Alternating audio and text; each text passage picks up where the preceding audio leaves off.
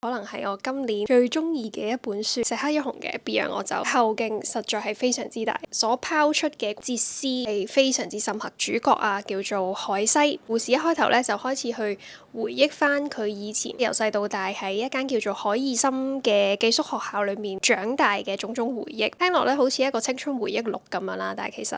冇咁簡單，一路跟住海西去回憶嘅時候咧，一路就會慢慢發現啦，呢間海爾森學校咧，佢唔係一般嘅學校嚟嘅，有啲好奇怪嘅規則啦，令人感到不安嘅規矩，就係因為呢間學校嘅學生被撫養長大，其實都係得一個目的嘅啫。呢本書係20年前出版嘅，但係今時今日去睇咧，呢個 AI 時代睇呢個故事咧，都係會有一種déjà vu 嘅感覺嘅。我睇完最尾一版合埋本書之後，喺個腦入邊即刻 pop up 嘅一條問題就係，有陣時我哋人係會好渴求一啲遙不可及嘅嘢嘅。咁但係當我哋知道，即係明知道有啲嘢係求而不得嘅時候，我哋要點樣去自洽呢？生命嘅終極意義，佢嘅價值